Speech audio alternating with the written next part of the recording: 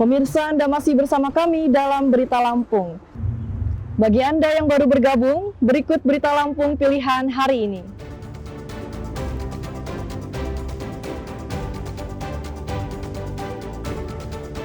Kawanan pencuri menggasak 2 motor dari rumah mewah di Tulang Pawang.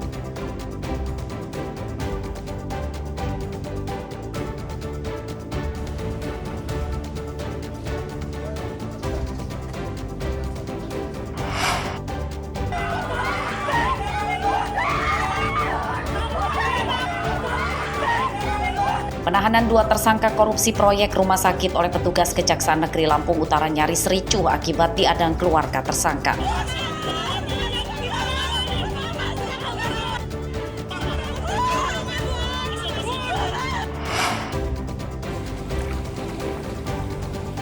Hari kedua banjir di 5 kecamatan di Tanggamus, warga mulai kembali dari pengungsian.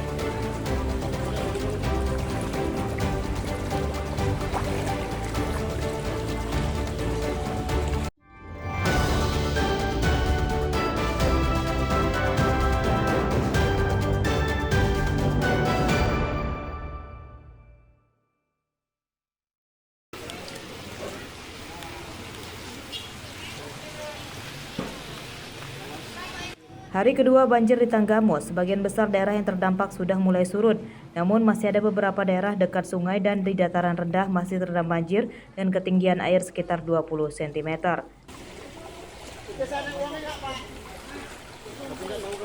Pada Rabu siang, warga dan petugas bergotong royong menyingkirkan lumpur sisa banjir yang menggenangi rumah dan jalan.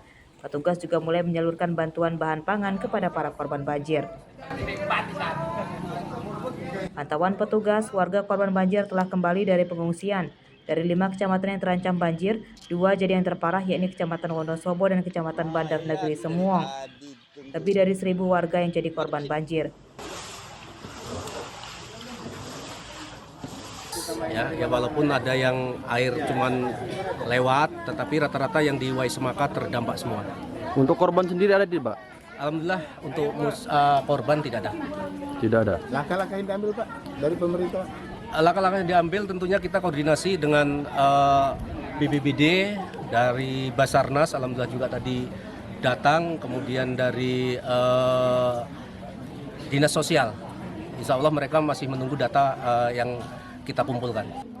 Sopoyono untuk Bapak Kapolres ada di BNS. Kita tugasnya melihat langsung lokasi dan membagikan bantuan sembako kepada masyarakat yang terdampak banjir. Ini kan banjir Pak. Apa himbauan untuk masyarakat Pak?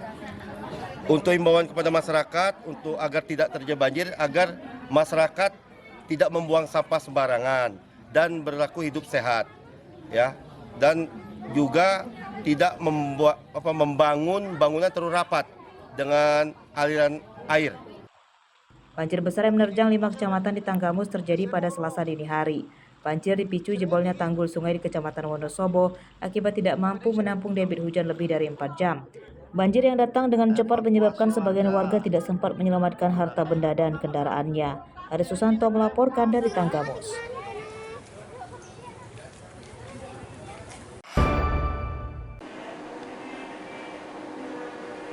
Gempa bumi dahsyat magnitudo 8,7 di Rusia menyebabkan alarm peringatan dini tsunami di beberapa negara, termasuk Indonesia aktif. Namun petugas Badan Meteorologi, Klimatologi, dan Geofisika atau BMKG Lampung Utara memastikan tidak berimbas tsunami di Provinsi Lampung. Warga diimbau tidak panik dan tidak termakan berita hoax. Dari pantauan perakiraan cuaca pada Rabu siang, sejumlah perairan internasional masih dilanda gelombang besar imbas gempa dahsyat di Rusia. Peringatan tsunami berlaku untuk beberapa wilayah Indonesia bagian timur yang kini menerapkan status siaga dan waspada. Untuk Indonesia sendiri kita ada peringatan siaga dan waspada. Siaga untuk wilayah Jayapura dan waspada untuk Kepulauan Talaut. Nah, untuk di Provinsi Lampung sendiri, Bang, atau Pulau Sumatera? Kalau untuk di Provinsi Lampung dan Pulau Sumatera sejauh ini belum ada peringatan karena memang tidak terdampak. Bisa dilihat di informasi BMKG untuk lebih detailnya. terkait dengan gempa di Rusia ini, apakah juga memicu gempa di Pulau Sumatera, Bang? Untuk itu tidak ada korelasinya ya. Jadi sejauh ini aman untuk gempa di Pulau Sumatera sendiri. Himbauannya, Bang, untuk masyarakat, Bang?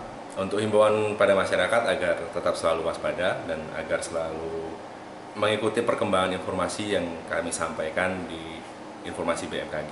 Bisa didapat dari aplikasi atau bisa penelusuran melalui web. Petugas BMKG Lampung Utara terus memberikan informasi terkini terkait perkembangan cuaca di Lampung melalui portal resmi BMKG. Artio Haba melaporkan dari Lampung Utara.